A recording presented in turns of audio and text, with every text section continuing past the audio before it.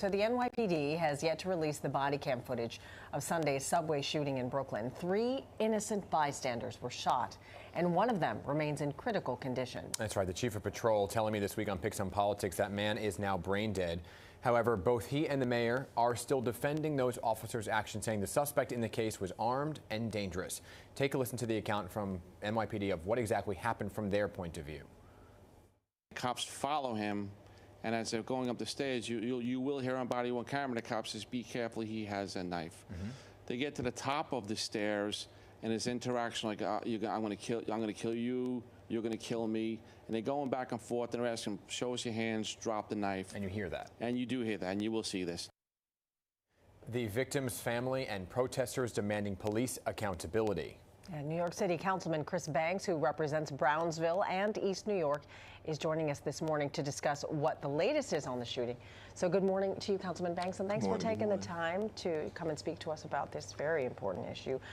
First of all, have you been able to speak to the victim's family, Gregory Delpeche, in the hospital? What are the latest? What's the latest information on his condition? Well, I can't comment on his medical condition, but he is fighting for his life. He got shot in his head. So there's definitely, a lot of trauma to the brain, obviously, but he is fighting for his life. So we definitely want to keep his family in prayers as he continues to fight for his life at Kings County Hospital. What is your take on what exactly unfolded in the subway? We had a lengthy interview with Chief John Schell about how this was a last resort. They tried to use tasers. The man had an 8-inch knife. He was 5 feet away from a police officer. What's your take on listening to their side of the story versus now the protesters are saying, well, this was about fare evasion. It shouldn't have gotten this far? Well, it was reckless.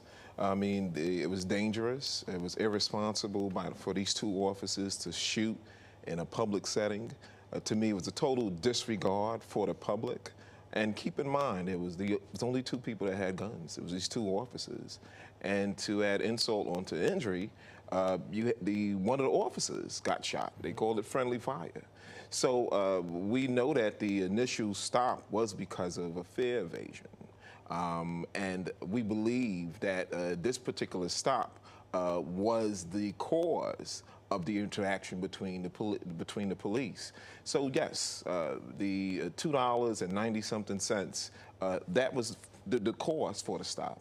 And this goes back and it speaks to the aggressive nature, I believe, how the NYPD polices black and brown communities from an aggressive posture. And we should have never came to this situation. This guy who was heading to work, 20 years working at the hospital, minding his own business. Then you had another victim, I think it was a 26, 27-year-old who was grazed by a bullet. You know, this was reckless. This was reckless and dangerous, and we see the result. Yeah, I mean, there were a lot of witnesses there, but the people that really want to know what happened are Gregory's family. Correct. What are they asking for right now? We're asking to release the body cams. You know, we've seen in the past where if there's favorable footage to the NYPD, 24 hours, 48 hours, they do a big presentation at City Hall or 1PP, and they release the body cam information. Well, do the same now. Let's see what is going on. I'm hearing the PD, the administration, verbalize what they feel took place, but let's see the body cam. The cameras won't lie. So the family's saying, let the body cam information or footage go so we can see actually what took place.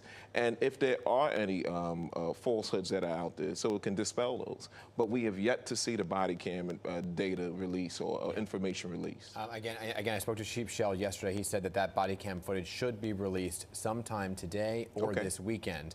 And he says he's adamant that what he describes is what you will see on the video, that this individual had a knife, that he flipped open the knife, that he was waving it around, and he was about to charge at a police officer. If it does show exactly what laid out and played out, and the tasers didn't work, and the individual had a knife, and he was charging at a police officer, in any other setting that wasn't a subway, they would open fire. What would your stance change? Well, I mean, also, too, we have to look at the fact that it was pointed out that the taser the tasers that were used they were inefficient. They didn't work. Yeah. And they pointed out the reason why they didn't work was because of clothing. So the question is, why would you have these tasers given to all these officers? Nobody walks around New York City naked. So people wear clothes. Yeah. And winter time's coming, and summertime, everybody walks around with clothes. So you have officers using devices that are supposed to, in a sense, mitigate some type of harm or any type of harm being done, but still subdue them. So lethal force is not used. So that needs to be looked at. The reason why, because I was told that it was reported that the tasers only work about 40% of the time. Right, because of the two prongs that need to attach, and if they don't attach fully, then they don't work. Right, so it seems like you're setting up the officers to then have to resort to lethal force. If these tasers are not, then they're not effective. Or if someone who's wearing clothes, which I believe it would propose that most folks are wearing clothes, can basically rip it off. Yeah. And then what will be the next option for an officer? But don't we need to talk about how we can prevent this altogether? I mean, a lot of folks are even talking about the safety of that particular subway station, avoiding it altogether. So something needs to be done even more about subway crime. Well, listen, there are folks that obviously there's a frustration, obviously, and an anxiety getting on the trains. And fare evasion, to me, is not a major crime where we should have that type of scorched earth enforcement that's needed. You know, you can't criminalize poverty. And that, to me, is what I believe is being done initially, if you want to make a fundamental argument. You know, and I think this is something that I think, again, we have to question how we deal with approaching public safety. All right. Councilman, I appreciate you coming in this morning. Thank you. By the way, should those officers keep their jobs, or should they be? I believe that they should be suspended, and they should have their guns taken away from them, and until the investigation is done, and then a determination is made by the DA. Okay. Councilman, appreciate you coming in this morning. Thank you.